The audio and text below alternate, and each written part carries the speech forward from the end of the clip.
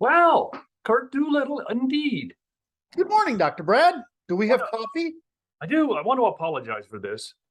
Because, see, I failed to clean my cup, which I had intended to do in honor of our meeting today. I did it yesterday, but I could use another. It's amazing how schmutzig the coffee is. Well, it's the drivel factor. So it's like this. I don't have the luxury of having two of these great cups. Well, like I said, they stopped making them. I'm very I upset. have a search running on Etsy in case they come up. But I've said that this coming week I'm gonna get the coffee cup thing going. So Okay, there you go. I'm making a note.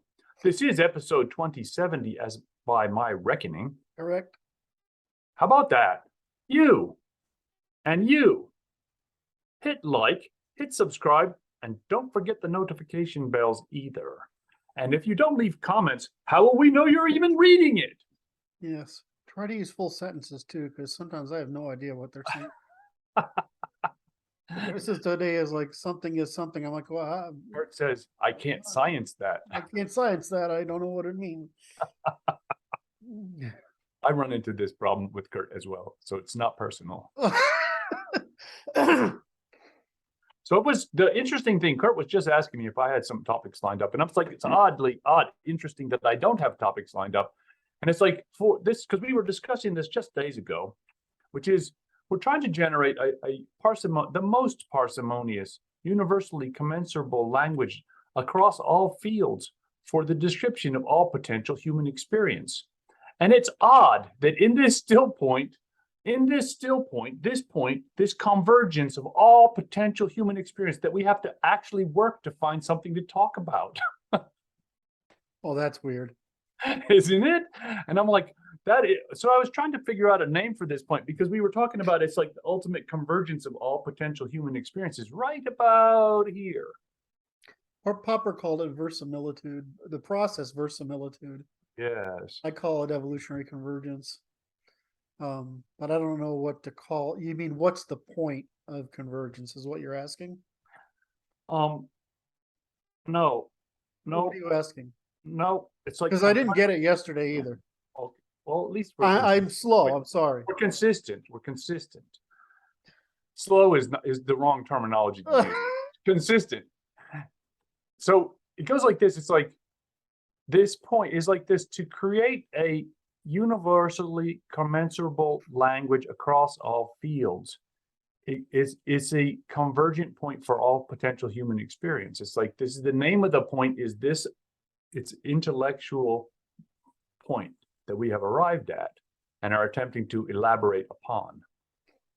But this is the point, is the capacity to do so. It's the center point of all potential human experience. They radiate out from this most parsimonious language.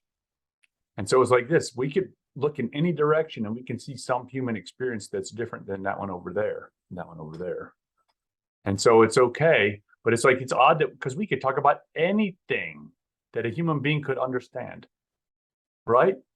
And so what is it? Okay, so I was like, okay, what's interesting to the guys, right? Because that's who's in the audience, in my opinion. And it's like this: girls, money, war, politics. And did I miss anything? No, that's the higher level. That's level 2. Okay. Level 1 is thanks to Sergeant Brad Tuffinson. Is if excuse me for my language in advance. If you can kill it, fight it, fuck it, or eat it, it doesn't exist. What's the point of talking about it? I like that caveat. That was good. So he's like that's the male mind, right? I mean, it's just like, I added on top of him. I added it. Use it as a tool. I said, well, okay, kill it, fight it, fuck it, use it as a tool, or eat it and use it as a tool. Then it doesn't exist if you're a man, right? It's irrelevant. We don't have categories for other. There is no other categories. Like, well, then if you're talking about women and cars are tools, right? And Yes, guns are tools or kills, yes. right? And so you could, and money, which is fight it, and there's just war is just fight it, kill it. I mean, it's just yeah, exactly. Only 5 categories, and the 6th category is for nonsense. Yes. And I love these women that are out there, trying to educate. It's like the few not crazy women don't talk much, which is a problem, because the crazy women talk a lot, right? They're flooding the TikTok is like the crazy confessional, Yeah, right? They don't yeah. even realize they're confessing. But Now, TikTok is like the female's version of the crazy confessional. do you watch the TikToks? I didn't, but I didn't even know. I didn't actually know what it was. I know. Uh, They put it in my, what's the name of it? Yahoo feed, not Yahoo, well, they put it in Put it it, started showing up in my Google, YouTube. my YouTube. Yeah, that's so why it's I on mine started seeing too, it. and now I look at it, and I'm like, okay, and I see what you're talking about, these women that don't talk. They just sit there and let the crazy women crazy, and they're just like doing this on the No, but side. they once in a while they say something smart, and this woman comes along and says, the problem you get most women have is men are really simple. I'm like, and I was like, it's just, yeah, it's our life, and if you can't fucking fight it, kill it, eat it, or use it as a tool, it doesn't exist, right? I mean, it doesn't matter. There's no value here for me, right? That's all women. All that crazy shit is for women, right? All that nonsense is for women. Well, they don't think it's nonsense, but I mean, it's important to They them. get to place whatever value they do on it. Great, doesn't enter our sphere of problem solving. Right? It's outside the pale. So, she's saying all men want is a place to come home and get femininity. What she means by that is emotional care. Right? That's a little. It's like this. It's kind of funny because I'm like, look at it like this. It's like the hunter is out in there, is dangerous place. We're chasing mastodons around with sticks that are sharp on one end and some fire, and we drag back a bunch of meat and we bring it back, and it's like this. And we lost 2 guys on that hunting expedition, and that sort of sucked because they were pretty funny people and we liked them. We And had to more likely we had to drag him back, and yeah, now he's going to die. yeah. So it's like, but you come back and it's like the women. We just want the women to be thankful and happy that we made it, and enjoy the But the fruits of problem is our you labor. can't ever make them happy. They just have to act. I don't care if they're actually happy. I just care that they act happy when they see me. Well, I don't know how to go with that one, but I understand you. I mean, I care that they're happy. I just care that they're not. It's more that I care that they're sufficiently happy that they're not unhappy. They're not running away and defecting and backbiting. Exactly. They're not causing problems. Just to realize that it's just the physics of supply demand is just so obvious, right? Anyway, they're wonderful, but I mean, from a man's perspective, what do you want? You just want femininity, because you can't get that anywhere else. I mean, there's nowhere in nature. They're soft and they smell good, and that doesn't get you many places, right? You can't get that many places. There's nowhere else in nature to get femininity. It's the only place. And Monopoly. and you can go conquer and steal it, but it's not the same as it's what's voluntarily given. It's voluntarily given femininity is fucking awesome. I mean, women are like, at least to me, they're like, what? I mean, especially living in Eastern Europe, they're like walking artwork. Women and children are like, I don't know about it. I mean, it makes me high when I see them all, right? So I love it. So that's what it's all about. And if I can do all this other stuff and I get to hang around while watching women play with children and guys were cooking some meat, I mean, other than the shit talk that goes along with it, I mean, there's nothing better. I mean, you think there is, but you go out in the world and you look at the whole fucking planet, and I've been to the whole fucking planet just about except for Antarctica, right? And you know what? It doesn't get better than that. Then, friends and family, a couple generations of munchkins running around and talking about shit, which means the stuff that you can fuck, fight, kill, eat, or use as a tool. I mean, it's just 5 things. 5 things. I mean, if some variation on the 5 things, and you're talking nonsense, and you play stupid games with their guys to show your affection, and it just, and when you're young, you have such a pent up, because we're in school too long, you have this pent up desire for experience. Yeah. And so you just want to go out and there's sort of panic buying all this pent up relief, right? Because you want to eat all these experiences. But if you get enough experience, you realize that there's no place like home, Dorothy. There's no place like home. I mean, it just isn't. And this I know because I've tried everything, right? I mean, it's not. I mean, there are guys. I just don't get the guys who like own like yachts and 15 I mean, you've got to really get off on manipulating and managing people to do that. But I'm just not that guy, right? I mean, the businesses for me is an excuse to run a social science experiment and make money out of it. So, but I mean, but in general, everybody who's mature will tell you in the end, the truth is, all that matters is friends, family, that you have enough, right?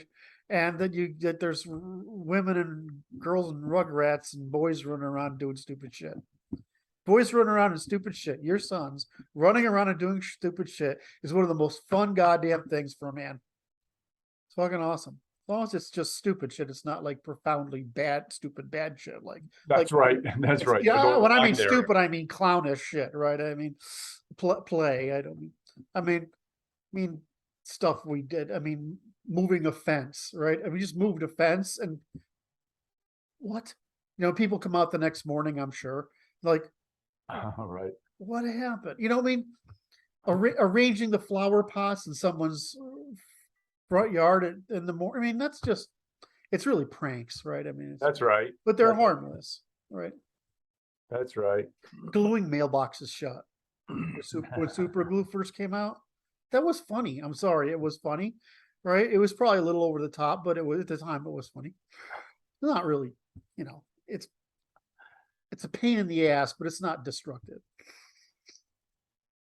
The line is the baseball bats from the back of the pickup truck on the mailboxes. That's over the top.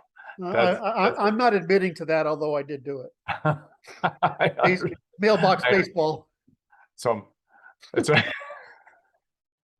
Oh no, there's probably what we used to do. Those most fun is when they have garbage. You put your garbage out at night. Yeah. Today we have these big recycling bin garbage, right? So you can't actually pick those up.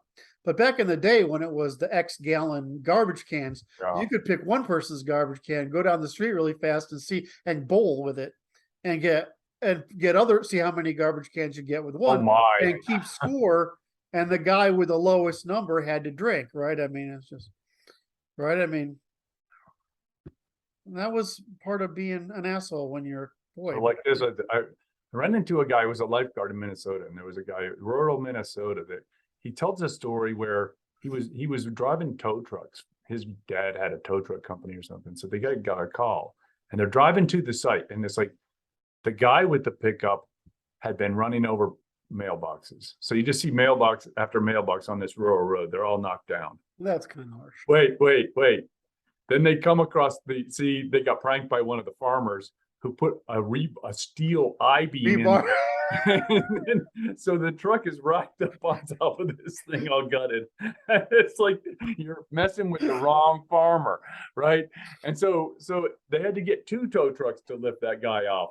And the tow truck operators pretty much told the guy, said, you'd have been better just setting it on fire and walking away. So pranking professional pranksters, man, be careful. That was a caveat for all you boys out there. Just calm down. But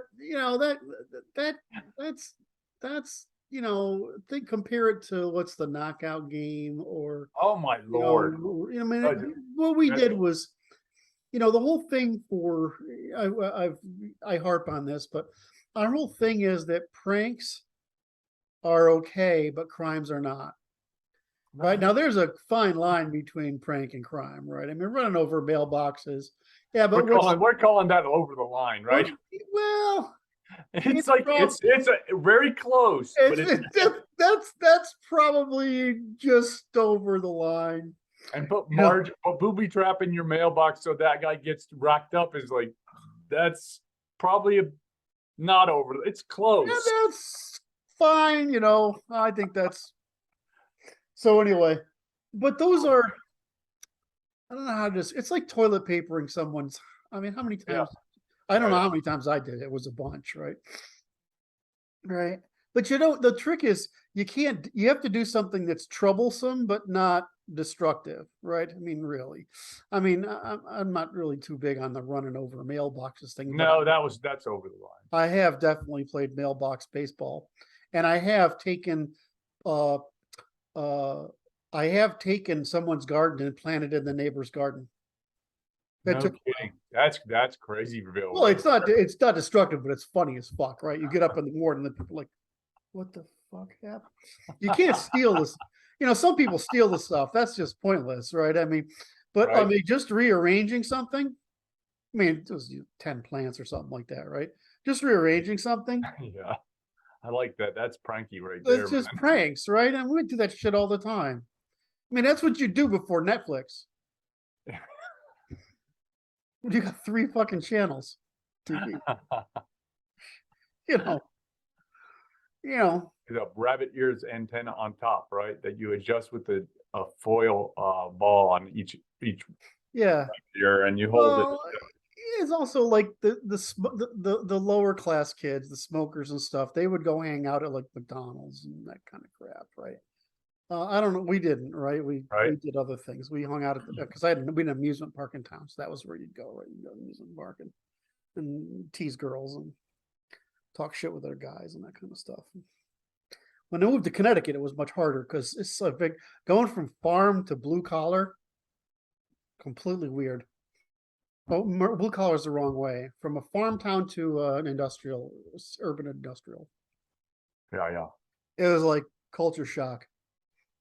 And the swearing, like we didn't swear. It just wasn't part of the thing, right? You just, I mean, it's a pretty religious town, right? I mean, Right. But then to move into New England, it's like, I mean, if you ever listen to Bill Burr, that's like what the average guy in Boston sounds like, right? I mean, and so that was kind of weird, but that was, and the girls were easy here. Oh my God, I couldn't fucking believe it. Jesus Christ, after all the work I went through to get dates back there. You know, New England women. It was unbelievable. And then you go to college, you meet women from Manhattan, and it's just like a handshake, right? I mean, it doesn't cross their mind. It doesn't, he just does no problem at all. I mean, the benefits of growing up in a little Mennonite farm town. Anyway. Okay, so what we just we were talking about something material. Verisimilitude. Evolutionary convergence. So what's the question? What is it you were looking a term for? It's the name of the point. This point of convergence, which is it's like the point, like you look at it as a location of human experience, which is the point of convergence of all human experience, which is the nature of the conversational capacity that is developed at this location.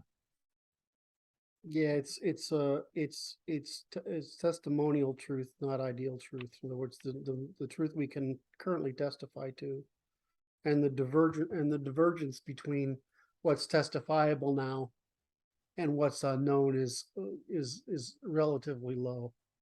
It's near zero. I mean, It's shrinking. It's shrinking. So almost anything a person can say about existence is testifiable. What's interesting is like there's an event horizon at the center point of this, which is like we can't see beyond Planck length, say, or exactly. We're looking at the quantum horizon that we can't talk about it. There's something there that's the origin of all this that we can't really talk about because it's too small or correct. It doesn't register. but that's just, and then there may be one on the large end, but it's like, it's not a huge area that's obscure. It doesn't look like a huge area. We can't really tell, right? The only,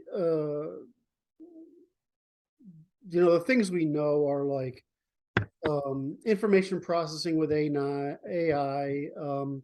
genetic manipulation, and the doing to biology what we have done into metal materials. I mean, technology, doing to biology. But that's applied science, right? It's not like we don't understand the first principles are basically electromagnetism, right? In these charges.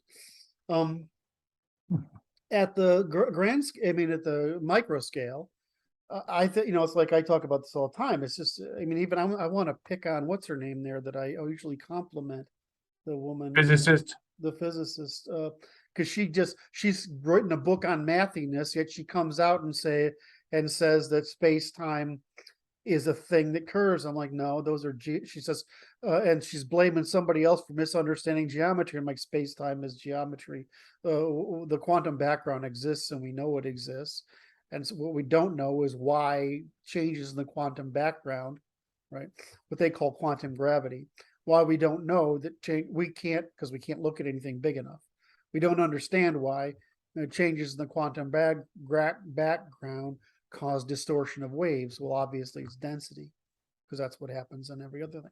Because there's nothing in that we've discovered. Everything we've discovered that we think violates classical model, which is basically liquids, has turned out to be false. Well, you can envision quantum mechanics as because people do it, they model it for us computers. You can visualize it as waves. As liquid movement through liquid. Oh, we're back to the ethers, are we? It's just so. So you asked the question is what's left. I'm like I said, the one thing there, right? The one thing which is the biological calculation and the logical calculation, right? That's biological and logical. Well, what's left is the physical.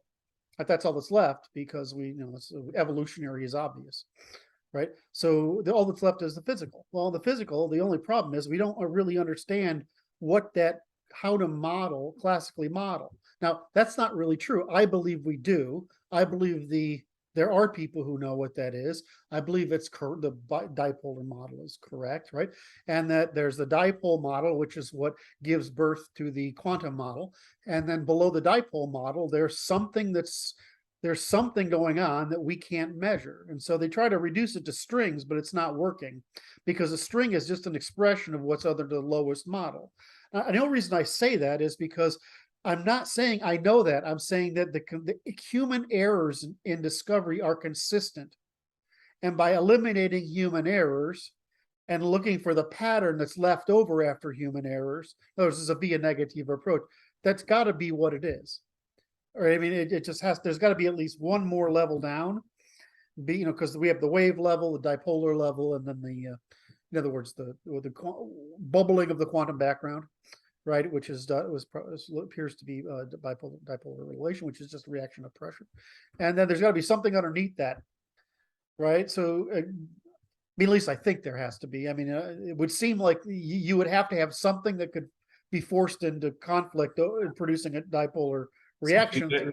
Something that can bubble. You have to have something that can bubble, right? It's just, and so my problem is this whole mathiness thing, the fucking Einstein and Bohr, just do the math, just calculate. We don't have to understand. Is that that's theology? That's not even philosophy. It is. It's like doctrinal. It's bullshit. So I'm like, okay, well, now you're talking about math as scripture, which is why, of course, two Jewish guys treated math as scripture. You saw that coming. You can't tell me you didn't see me going there. It's like the beginning of a bad joke. Right, and it's like, but you get Maxwell and Hilbert, and Hilbert's going sort of halfway wrong, right? And but you get anyway. I don't like getting sideswiped like that. I did not see that coming. You didn't see that one coming. I was like, he's going to see it coming. He's sleeping at the switch.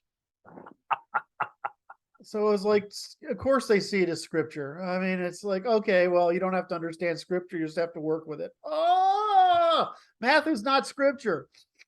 It's the language for constant relations, absent causality. Anyway. Anyway, so there's probably one level down. So to answer your question, there's basically three directions to go: the physical, the biological, and the informational. And the evolutionary is just a constant, that's it. There's two. So there's three things we can discover. It's like, are you ever going to run out of applied science? I don't know. I mean, it's kind of hard to imagine there's a limit to recombinations. I mean, it's No, got to there's be too much, infinite, there's too much potential there. right? It's got to be infinite. I mean, the problem is, the problem is actually a limit, not of the method, but of energy, right? Yeah. There's just no way to accumulate that much energy, but that's all. I mean, for all we know, that's what happened. The guys before us figured it out and blew up the universe. I mean, I'm trying to make a joke here, but for all we know, that's what happens. The races before us figured out how to put all the energy together and ended up blowing up the universe. And now we got this one. Popping it into this one, huh? I'm not even sure rates of expansion. I mean, I'm sure somebody would beat me up for this, but I have enough annoyance with the infinite rate of expansion that I have enough reasonable doubt about the universe continue to expand at an increasing rate. I don't understand why that would happen. I kind of suspect it isn't happening, and that the redshift is a phenomena of the background. And I'm not the only person that thinks that. It's not like I'm special or something. I mean, I don't have time to think. Kurt, I assure you, you're special, sir. Yeah, well, the way you mean that is a little not quite what I. But that was a pretty good little rant right there. That was good. You started out saying a very profound thing, which I just expressed in my little rant. Yes. Which is we're approaching testifiable parsimony. Okay. That's the name of the point, the testifiable parsimony. Right. I mean, we're approaching that point. And I would argue we're at the point where there is no social phenomenon that is untestifiable. In other words, with our work, human behavior is as closed as chemistry. That's what it appears to be. There's no question. And so, we've certainly said, well, we've got grammatical closure. We've produced grammatical closure, which means it's infinite, right? And there's no end to it. It's like anything else. So, because grammatical linguistic closure is as infinite as evolution is infinite. We just combine information the way evolution combines energy. It's no different. It's just the same process at work. So I think we've probably reached with our work here with the natural law, we've probably reached closure that we haven't reached, that we reached in chemistry, we haven't reached in genetics, even close. And we haven't reached, but we can visualize at least in information. I mean, I'm pretty sure I understand where information goes. I mean, I don't see that as the hard problem. All these other philosophers do. I think it's kind of silly. I mean, it's just the problem isn't information at some point. The problem is knowledge from which to produce information. So while we could probably find out more chemical recombinations or more genetic recombinations, that's just effort and calculation by sampling and prediction, right? But there are other things, there are other things we just can't run tests. I mean, that's right. It's too hard to test it. It takes too much time. The problem isn't intelligence. I mean, I don't see. I mean, we ran into a lot of problems that were calculation, and we've defeated those problems, right? Now AI is getting us to the next level of calculation, which is what it's actually searching for a pattern, which we can therefore explain. Well, that's just what we do when we auto associate, and then try to produce constructive proof, right? And that's what you and I do, right? So that we're making AIs that try to do that.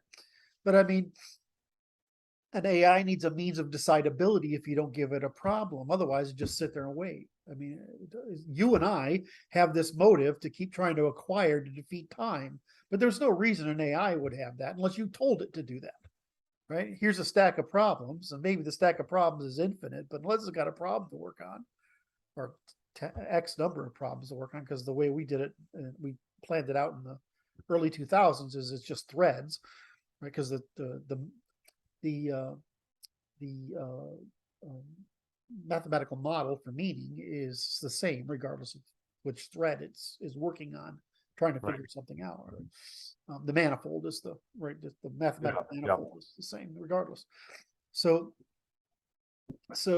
and then of course what's his name came along, Wolfram came along and says, well, that manifold isn't numeric, it's sequential. In other words, it's a series of changes in state. So we've got to get to we've got to get to that level of point.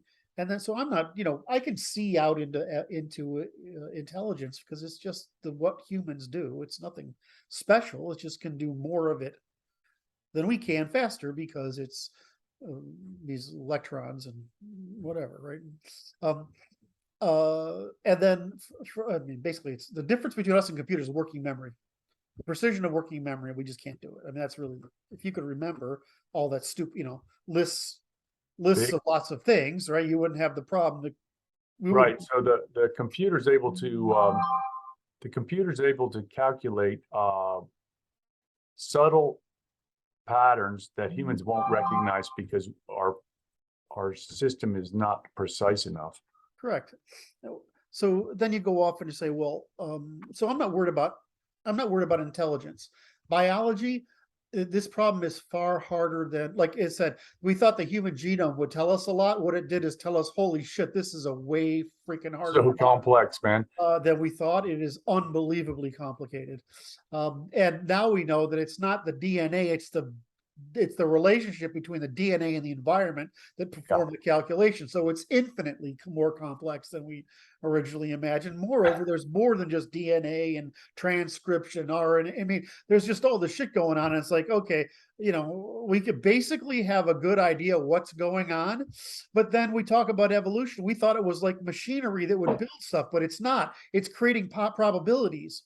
So all you're doing is creating a probability in a competition between the environment and the thing. That means, like, unless you control the environment, automatically you're going to get variation because all you're talking about is potentials. So I mean, when something grows in your body, it grows potential. Now there's some potential there that can't be overcome, so you get the weird shit like the nerve that goes down and back up to your head. There's weird shit because you can't make that physics happen, right? So you get weird computations, but it's all potential. So, once you create enough potential, you can't overcome that potential, which is why your veins are laid out basically the same way, but your capillaries aren't, right? So, it's just, it's a really hard problem at the level of how do I get this specific thing? Right? Yeah, that's not gonna but it's not a really hard problem as how do I get this general thing? The problem is most of our evolution that matters to us, that since the apes is all up here. Almost all of it. The rest of it is just neoteny, right? So controlling migration of stem cells from the neural tube out to the limbs, right? That's all that's happening. But the rest of it's going on up here. And you look at the shit, it's like 1,000 genes we've got already. Well, we don't know what the fuck is happening. That's like saying there's 1,000 instruments and what music are they playing? I mean, who the fuck knows? We find the easy stuff, like what's given us light eyes and light hair, skin. There's just a couple of channels, there's a couple of channels, right? There's more than one way to skin a cat. There's a couple of channels, right? But I mean, like, why am I hairy? I don't know if you are. You're probably not, right?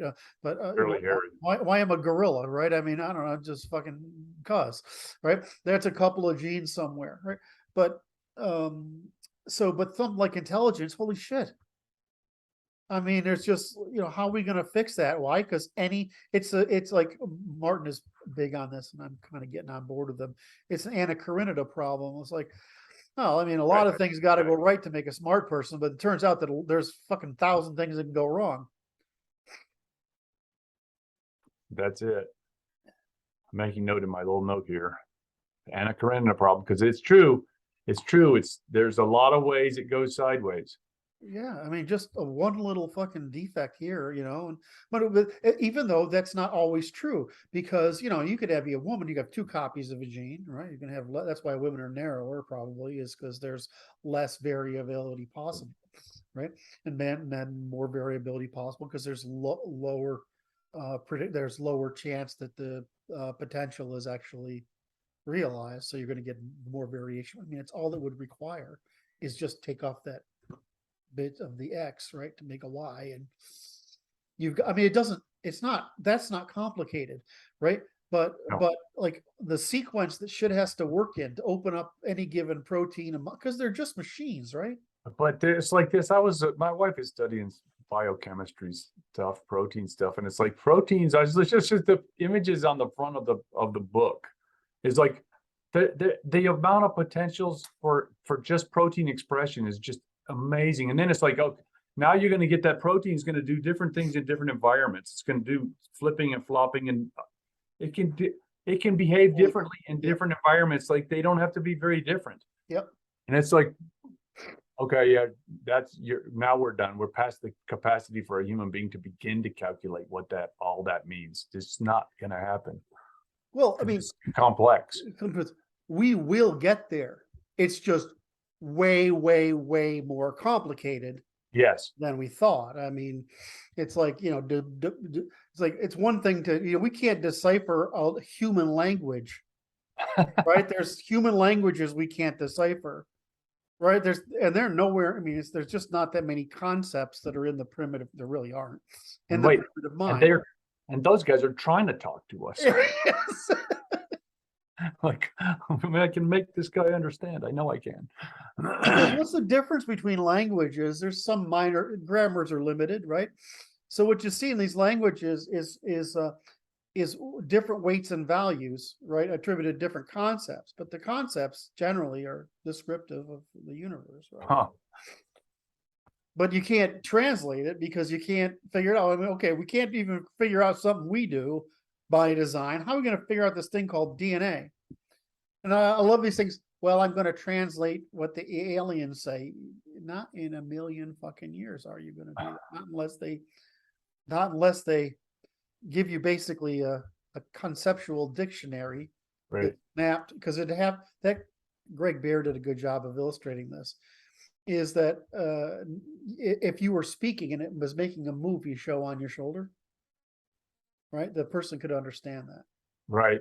Right. As streams of, as clips, right? Of doing that. So if you could get the gist of it by watching the cartoon, basically a cartoon. But, and so we could, from that cartoon, we could translate it, right? We could develop a translation. But I mean, I'm trying to think of like, I mean, I always go to the octopus. It's like, what the fuck does the thing think? I don't know. I can't know where my arm is. Does it? It has to. It doesn't. I don't know where my arm is. I mean, do it. I mean, it's like, you got to really think about where your arm is, right? You can move it all over the place, but we watch babies do. Oh, they don't know where their arm is. They have to, well, I mean, an octopus and half of its brain is out in its arms, right? So it can control all this thing without thinking about it because it's too complicated. Well, they got like, I don't know, they got 2 legs that they basically walk on, 2 hands that they basically eat with. So that's 4, right? And the other 2 are just like, what's out there? They're like antenna. So it's actually got a reason to the madness, right? There's a method to their sort of madness. But so that's why they like, you see them go out and they like shoot these long tentacles out something and then move themselves there. Yeah. They're just like, what's this like? And so they've probably got the equivalent of us doing this or bats doing tweeting or whatever. Yeah. So how do you talk to a fucking octopus, right? If they could talk, I mean, honestly, they're going to have taste, they're going to have smell, they're going to have some sort of vision, they're going to have some sort of touch, but they're going to have concepts we can't fucking deal with. Right? I mean, it's probably translatable because we have to interact with the real world, right? But it's not trivial. I mean, but how does an octopus think? I mean, can you imagine? I've sat here and like I've studied ducks and chickens, right? Because they're stupid as fuck, right? It's not complicated. Chickens are really fucking dumb. And so and ducks have like 4 algorithms they run by. They're pretty dumb, right? They Right. process pretty well, but they're pretty dumb. It's not like fucking crows. I mean, God knows what's in a crow's mind. They're thinking crazy shit all the time. They're just as fucking mean as people are. But you know, you know, a cow. What is a cow thinking? Not fucking much. I got to tell you, not much. Are you going to scratch me? That would be nice. Anyway, Cow thought. That's all right. That's all right. So we kind of exhausted that one. That's pretty good. How other critters think, how we think, how and proteins. It's like, yeah, try to decipher the evolutionary mind that generated us. Right? It's like, good luck. That's why what with these guys with their mRNA things they're doing is like, oh, what are you doing? You don't know what you're doing. that's the problem. I mean, that's the thing is that the trick is that it has to be reversibility. In other words, in order to be warrantable, it has and liable, it has to be restitutable. So the problem is whenever they're giving you something like that, it has to be restitutable. They didn't have time to make this vaccine restitutable. So and I cannot tell from, in other words, every data I've seen is this point is so unreliable. I have no way to know what's really going on. That's right. And I've given up on it. And so I'm relying on the few guys, super nerds who are out there. Campbell is one of them, right? And just super nerds are out there and they're sort of going through this. But the point is, according to our thing, it has to be restitutable. The problem is there are decisions that are a crisis. So, which are, this may be unrestitutable, but it might save your life. Well, then give it to people who want it, but not people who don't want it. I wanted the ability to make the choice because controlling my environment, for at least for me, was relatively easy. I didn't get sick until I went to the fucking doctor's office.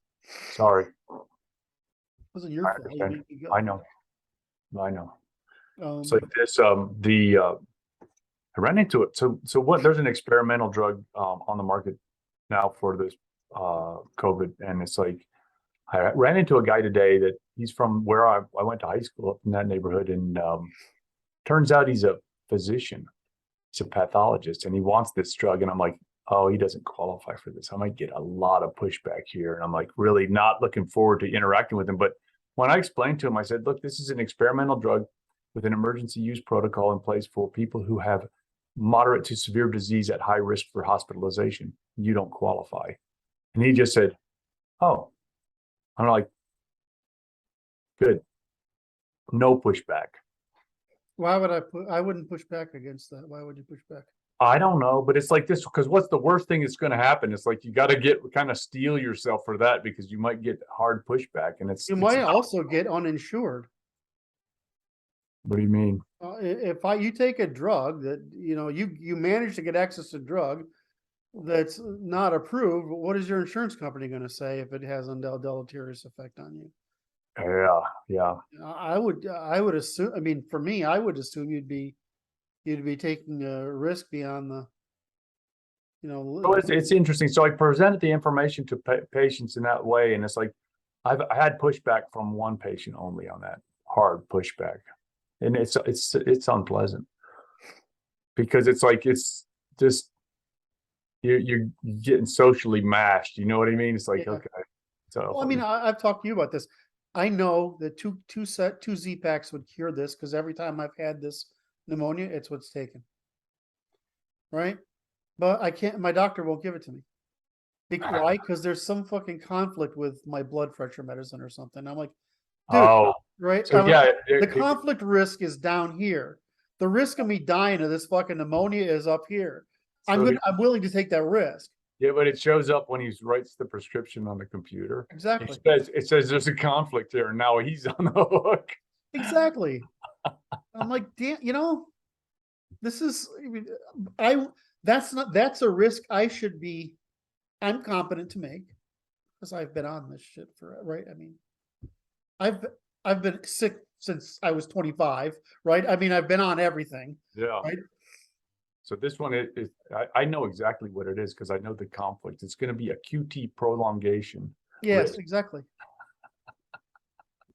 I've seen it. Kind of like this, you kind of you gloss over it or you get gun shy. It's how you deal with it. So Well, you, I mean, the problem is I've been sick now since what, June? yeah. Yeah, I mean, I can't get rid of it, and it's getting worse. I mean, it's doing what it always does.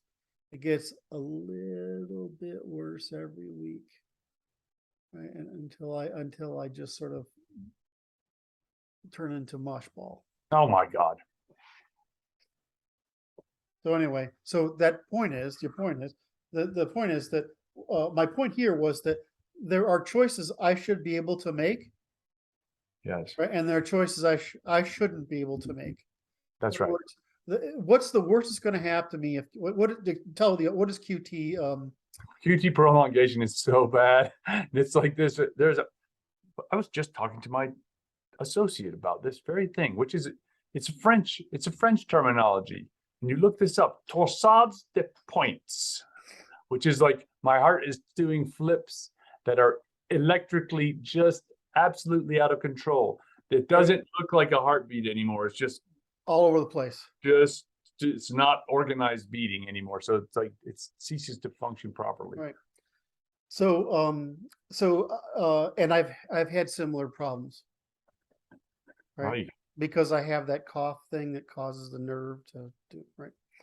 So I understand. On the other hand, I've done this. I've had Z-Packs like 10 times. It hasn't bothered me. Yes. So No, the odds of it happening are, but it's like, okay. so why can't I take that risk, right? Well, it will be informed consent properly. Yes.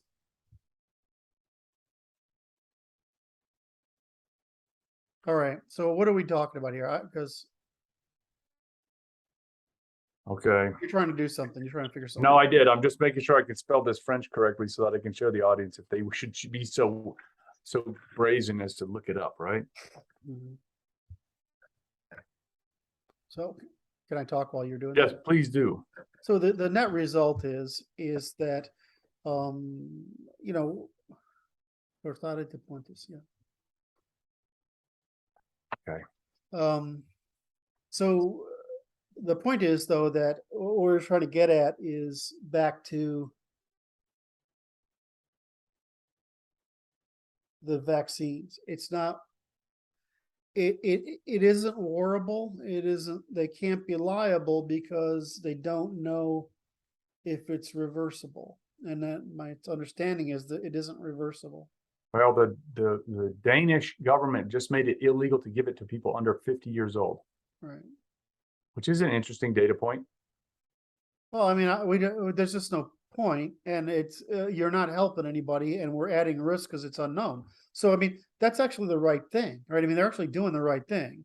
Now, of course, my argument would have been all along is that should have insulated the causal axis, which was elders and elder care workers and medical staff dealing with this stuff, and just let the public, do what they want, and then treated the people who were at risk, which we know we would have had, what you look at the numbers, is very small number of outliers who were affected by this thing. So it's a fragile old people flu, right? I mean, that's what happened. So I know there's a overhanging argument which has to be resolved, which is the insurance companies are revealing that there's an excess number of mortalities among working age people and younger. Yep. That has yet to be accounted for by the public health authorities because they appear to be actively not investigating it. Yep. And it's unspeakably bad. Right. Well, and I suspect it's true, and I suspect the problem is right, because you are talking about a life form that has, right, a virus, an antivirus that has that's really a therapy. It's not a vaccine that has genetic consequences. And so, it's one thing to say we're going to inject you with a chemical that's going to block this. That's another thing to put something in you that is an mRNA virus. It's active. So, I mean, you don't know what that thing's going to do. So, So anyway, that one, it's interesting because it's like a scientific hanging chad. It's like it has yet to be investigated and understood. And it's like it appears the powers that be are uninterested in actively pursuing knowledge on the subject matter. Of course they are, because that would mean that the next time something comes up, nobody's going to listen to them, like they shouldn't have listened to them this time. I mean, when they said that, whoever it was it Trump that said close the borders? That was the right fucking answer. And that's always the right answer. It's the only thing you can do. That's so funny. I'm just studying as the paradoxical response that has occurred since 2021. Yeah, well, all right. I don't like to get into this because it's I know. a conservative bugaboo. So it doesn't gonna go away. So what's you got another topic or do we have something? Oh, we're free to go. So what I've done as I'm doing this is I've made a couple of changes to the organization of the work, which you're gonna like. Oh, Which is that I structured as the I just moved a few things around yes. to structure it as the laws of nature being the physical laws, then part Okay. two, the next part being the behavioral laws, then the next part being evolutionary laws. And Yes. so I've mirrored the laws of the universe. Yes. That was a little made it much easier to see the universality of the structure. Yes. Yes. Before, during, after. Right, and then I made the formal laws. All right, so there's the first 4 chapters, right? 4 sections: physical, behavioral, evolutionary, and formal. And then the next part is the law, which is what results from it. Now,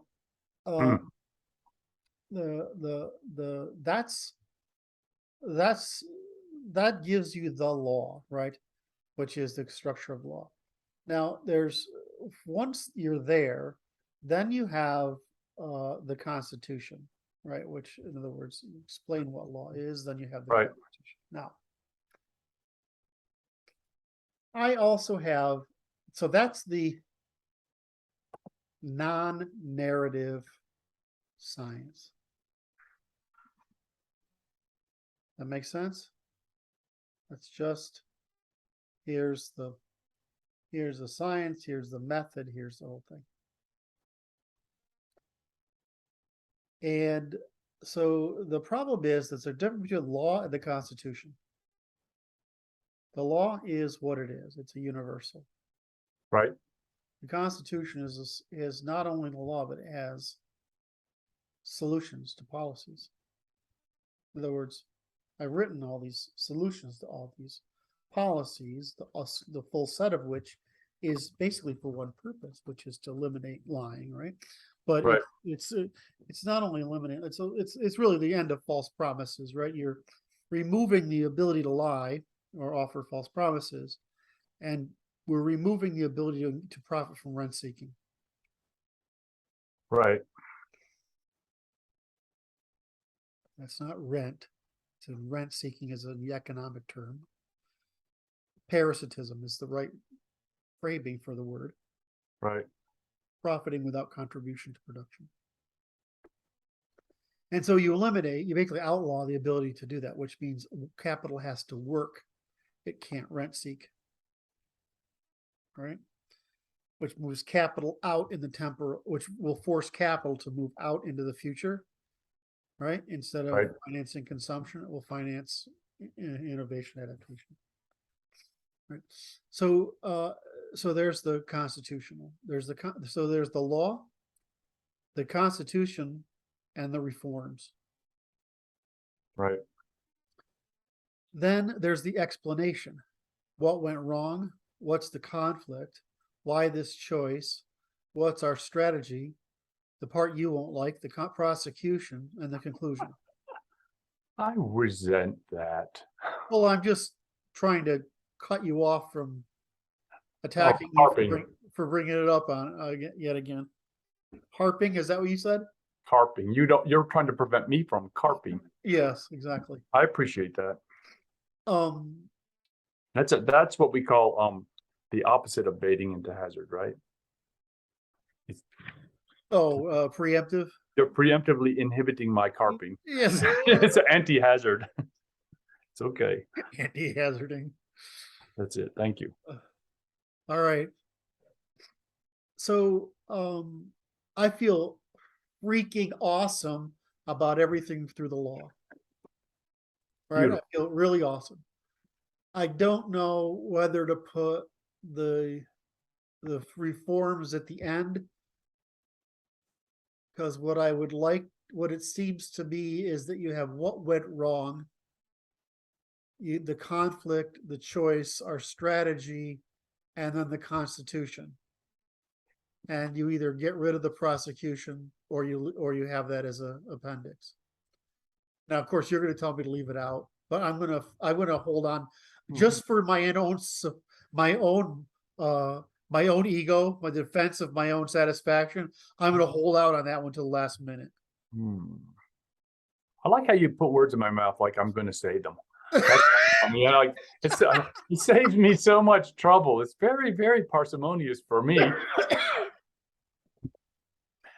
I'm gonna faint. Don't do it. I fainted. Made me faint. Sorry, Kurt. So, you're not going to get about that. We're going to talk about that because that's all on the table. Negotiable issues. Wait a minute. That's a negotiable issue for you? Of course. I'm watching your facial expressions really closely because you're a really cunning, witty man here, and I'm not sure what's going on. It's okay. I feel like I'm being baited into a hazard. Perhaps you are. I can't tell. My theory goes like this. It's like, that's a bridge to be crossed at a later moment. Yeah, that's what I figured. It's like we hold it in abeyance. Yes. Life is good. Anyway, so let's avoid that question is just really for the humor of it. The real answer is, once I stated the law, right? Yes. And I've stated what went wrong. Yes. Do I then go into the conflict, the choice, our strategy, and then the solution, which is the reforms, Constitution reforms? Or do I say the law and the reforms and then justify it as the narrative later? And I think I'm not really, I just don't know what to do here. I think the beauty is what you do is you don't have to have an answer momentarily.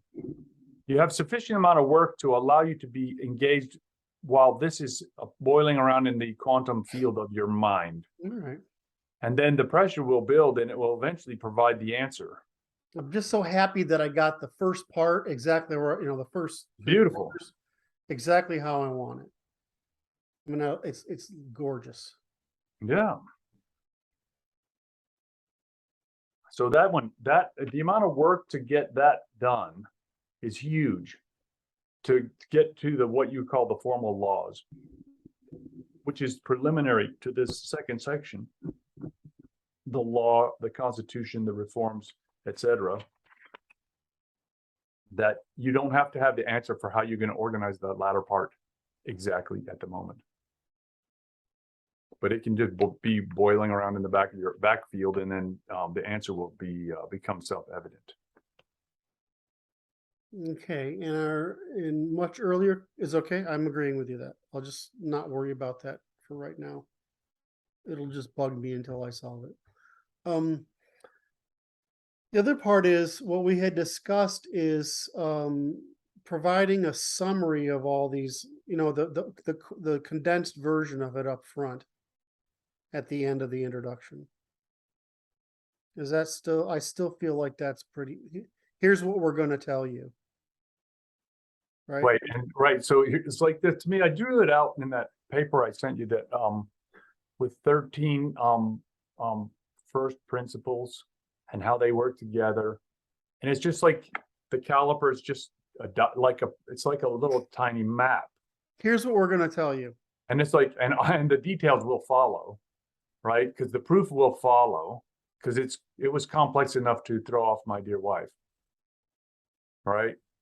And she demanded further explanation. I'm like, it's too much to even sit down and try to discuss. It's got to be in the book. And it's like, so because the section which follows that is the proof of it all is big. It's a big tome. Oh yeah, it's phenomenal. And so yeah, and I think that's how you do it, because it's like, here's what you're going to get, and then summarize at the end. And we have shown you this. Re-summarize it as you exit that area.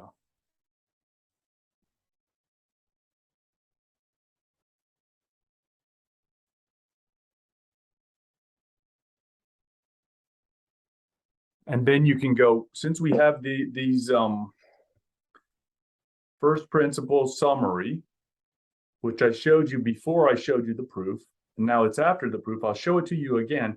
Now it leads to natural conclusions about how social organization should take place, which is in the section about the law and the social ramifications of this scientific reality that we must dwell in.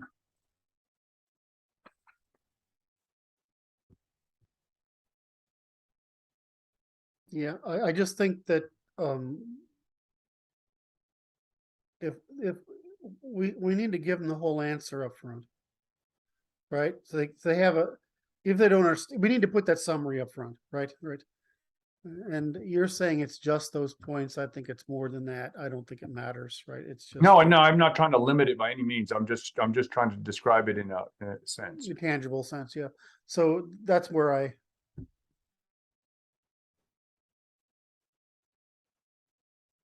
am, and that's what we call the synthesis. So that's the synthesis chapter. Okay, we call that the synthesis. All right, and so I'll cut out the law and the reforms from the introduction. Okay. And I'll just capture that briefly in the mission. Yes. And then I'll move our first principle just to the basics, and I'll move the science that's in the first principle down to physical laws. And I'll just try to keep the introduction. Basically, this is what science means. This is what logic means. This is what a first principle means. This is what we're trying to do. Here's the first principle is this. Here's the means by which it's across the spectrum.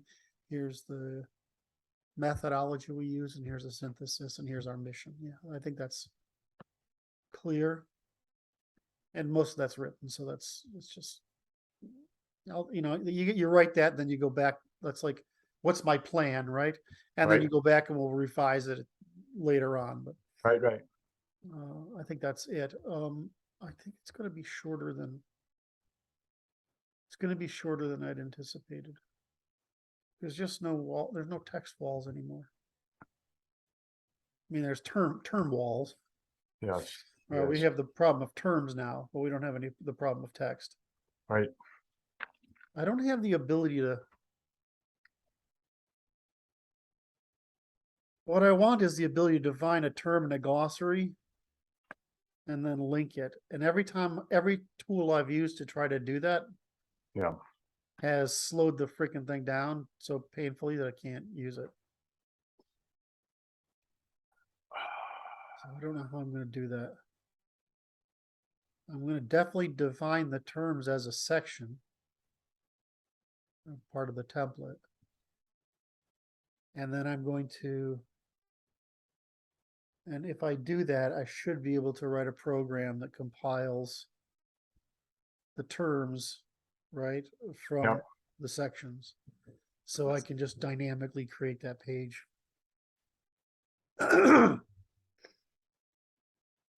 Because the way that you should do it is the way these data is you create a database for terms, the definitions, right, and you pull them in. But I got a feeling that would be like, that would be insane. One thing was a more advanced computer system, and I could write a system to cache them, so they'd just be coming out of memory. Anyway, I'm gonna fuss with that. Right. So, I mean, so now if we move that, okay. We've off put the prosecution question. We've off put the where the reforms go, before all that text or after. Right. My instinct is it's going to go after, but I'll just leave it as it is now.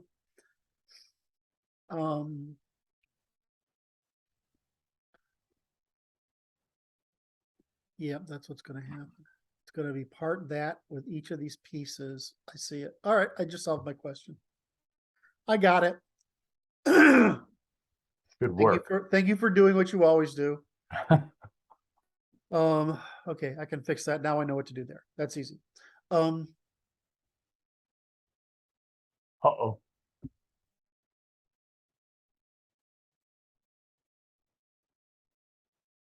Yeah, that was it. That was it. All right. And we move those, do that there. And so now I've got to load up actually 3 pieces. The 400-page draft thing you know about, right? Yes. I got to load up that. I've got to load up the thousands of slides there that we have. Yes. And I have to load up the Word document that's the last draft of the book. I have all of those pieces. It's just integrating, because it's all, it's all organized pretty much the same. Just integrating them, which is going to result in, this is what's really going to happen. It's going to result in looking like it's going to be the slide. I mean, it's going to basically be the slides with some extra narrative and formatting, right? That's what it's going to be. Right. And there were things like, things I didn't put in the slides, which are highly textual, like each logic, right? I mean, that's just in the book. I just copy that over. Right. So what you should feel is what I feel, and what I hope the audience feels is we're getting there, Brad. Right on. That's what we want to hear. We're getting there. We got it. We got it. We got it. A lot of copy pasta. Yeah. A lot of formatting and editing. And then we'll find the holes. And then the guys can say, Kurt, but what about this? And what about that? And whatever. And I mean, you can teach from the textbook, right? Yes. Right. And we can teach from the textbook and slides. Then it'll be just synchronizing the textbook and the slides and finish those slides that aren't there. And we've got our course. Right. Right. And then we start cranking out a large cadre of people who understand what's going on. Yeah, did you get my my worry there the other day about we need to have another group? Yes, I understood that, and that made sense to me, because it's like you have to isolate the ones that are emotionally overcharged, right? Because they're gonna. It's more like isolate the few that aren't. Right? Okay. Okay, that's fine. It's like I want a group to work with of people who aren't emotionally overcharged, right? That I can just work with on the science, like you and I work, and they don't have to get because the negativity is too much for people, a lot of people. That's right, and it's like if it prevents people from being able to participate, it's off-putting, because you're offensive. You're being offensive to people who are trying to understand, and you're preventing them from being able to learn by creating a it's just bitching. It's a lot of catharsis and complaining and whatever, and that's okay. And Martin's fucking brilliant at it, right? And of course, he's so fucking humble about it. It's just kills me. I can't tolerate it. And, I go in there, and if I read more than 4 or 5 posts, I have to start banning people, which then he yells at me about.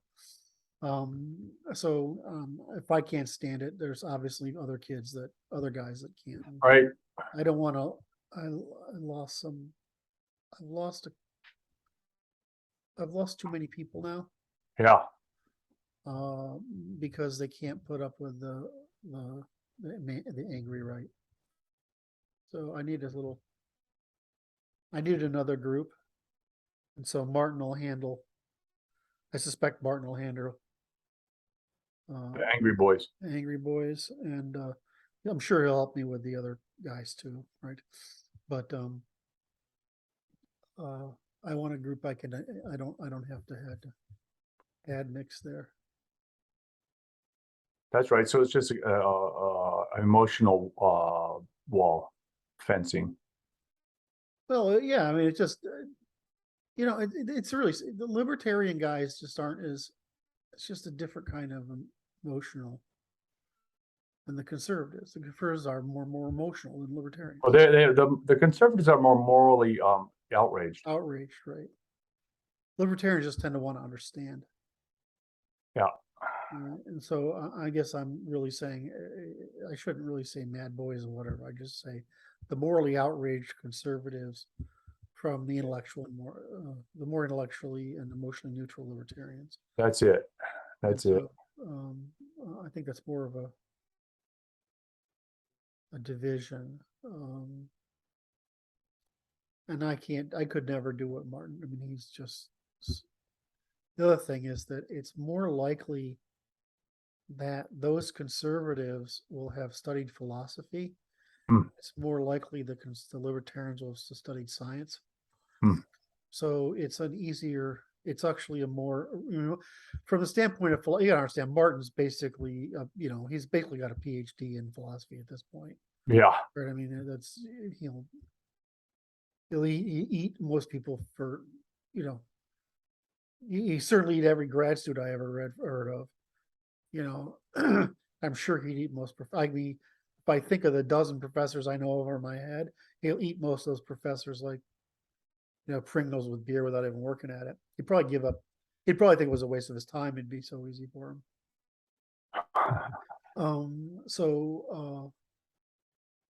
So he's just, and the guy's not done yet. I mean, look at. I won't use his name, but we lost a guy earlier for this reason. He's come back, and now he's doing the readings. So he and Martin are doing the readings of the books together, and this guy's literally plowing through my reading list, which is not. I mean, it's fucking huge, right? Yeah. You're just plowing through it, right? And I mean, this guy's the same. He's going to be phenomenal. So he's one I lost, right? So there are like 3 or 4 others that I've lost that they just don't want to be associated with the emotionality of it. Emotionality of it. They call them the bad boys or whatever, but it's just they don't want to be. It's not their way of expressing moral outrage is more solution oriented than outrage expression. Right. Well, there's the issue. It seems to be like this is like anger to the point of seeking retribution, right? Yeah, and I think most, from my standpoint, there's a bunch of us. We just want to understand. Once we understand and we have an answer, then it's just an engineering problem. That's right. Well, I think that there's, I think that's the difference is that these guys see a moral and political problem, and the more nerdy guys, we see an engineer. I mean, I see it as an engineering problem, right? Law is just the method of engineering government. I mean, it's engineering of the state. So, I view it as an engineering problem. It doesn't mean that the political guys are wrong, or the moral guys are wrong. I mean, they're the ones that are probably bring the change about, but they don't know what change to bring about.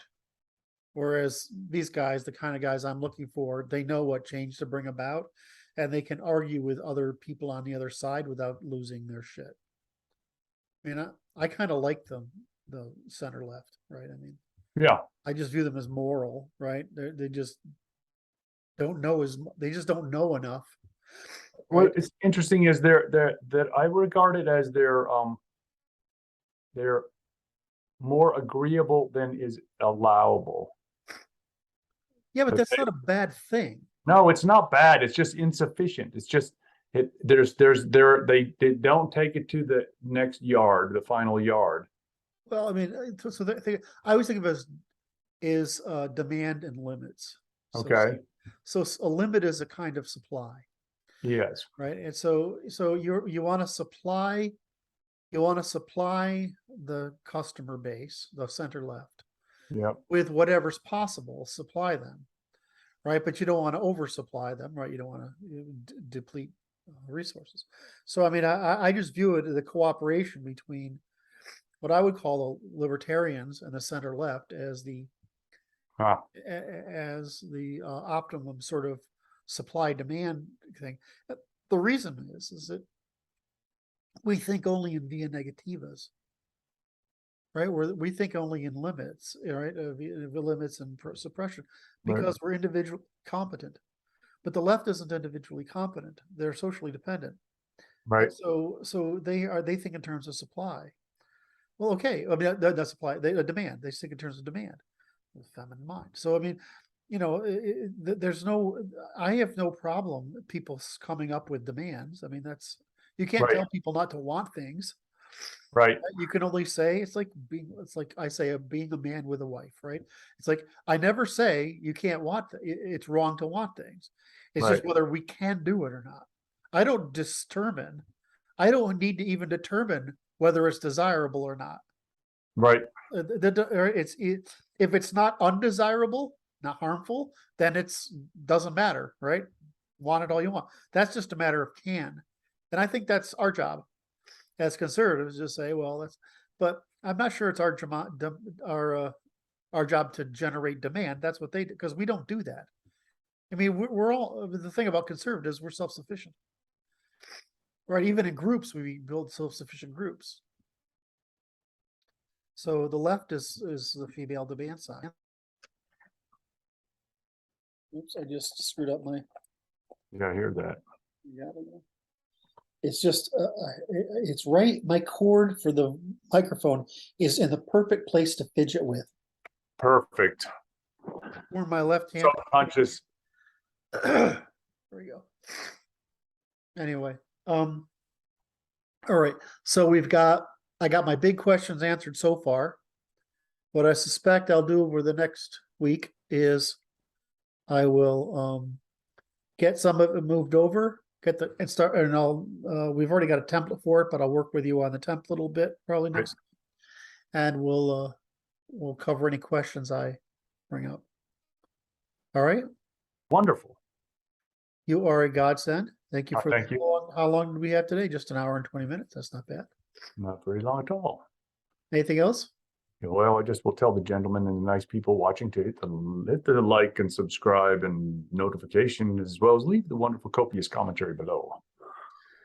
All right. Thank you all for the help. We're getting there. Oh, yes. And by the way, you will be able to participate in this thing, right? I mean, there's editorial functions or whatever permissions we can give out, but most of the time there's just a thing at the bottom it looks like a Q&A, right? And you just work down there, right?